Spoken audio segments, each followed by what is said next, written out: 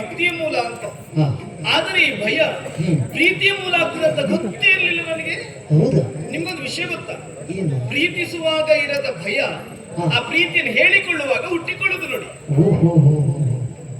ಏನ್ ರಥ ಹೋಗ್ತಾ ಉಂಟು ಇಲ್ಲಿ? ಯಾಕೆ? ಓಹೋ ಹೋ ಹೋ ಆಹಾ ಅಂತ ಹೇಳ್ತೀರಿ. ನಾನು ಹೇಳಿದ್ದು ಪ್ರೀತಿ ಮಾಡುವವರಿಗೆ ಹುಟ್ಟಿಕೊಳ್ಳುವ ಸಮಸ್ಯೆ. ಹೌದಾ? ನೀವು ಪ್ರೀತಿ ಮಾಡಿದ್ದೀರಾ? ಇಲ್ಲಪ್ಪ, ನಾವು ಮಾಡಿಲ್ಲ. ಹಾ, ನೀವು ಪ್ರೀತಿ ಮಾಡ್ಲಿಲ್ಲ? ನಿಮ್ಮನ್ನ ಯಾರಾದ್ರೂ ಪ್ರೀತಿ ಮಾಡಿದಾರ? ಯಾರು ಮಾಡ್ಲಿಲ್ಲ. ಯಾಕೆ? ನೋಡ್ಲಿಕ್ಕೆ ನೀವು ಮಗುವಿನಾಗಿದ್ದೀರಿ. ಎಲ್ಲಿ ಪ್ರೀತಿ ಮಾಡುದವರು? ಮಗು ಹಾ, ಗಡ್ಡ ಮೀಸೆಲ್ಲ ಬಂದಿದೆ ಮರ ಮಗು ಹೇಗೆ?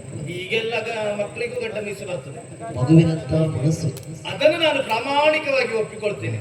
ನಿಮ್ಮ ಮನಸ್ಸು ಮಾತ್ರ ಮಗುವಿನ ಹಾಗೆ ಮುಗ್ಧತೆ, ಪ್ರಾಮಾಣಿಕತೆ. ಆ ಮುಗ್ಧತೆ, ಪ್ರಾಮಾಣಿಕತೆ ನಿಮ್ಮಲ್ಲಿ ಇರುವುದ್ರಿಂದಲೇ ಇಷ್ಟು ಸಣ್ಣ ವಯಸ್ಸಿಗೆ ಅಷ್ಟು ಎತ್ತರದ ಸ್ಥಾನ ಸಿಕ್ಕಿದೆ ಗೊತ್ತಾ? ನನಗೆ ಈ ಮನಸ್ಸು ಬೇಡ. ನನ್ನ ಮನಸ್ಸು ಆ ಕಡೆಯಲ್ಲಿದೆ. ಓ ಮನಸ್ಸಿ, ಕಾದಿರುವೆ ನಿನಗಾಗಿ.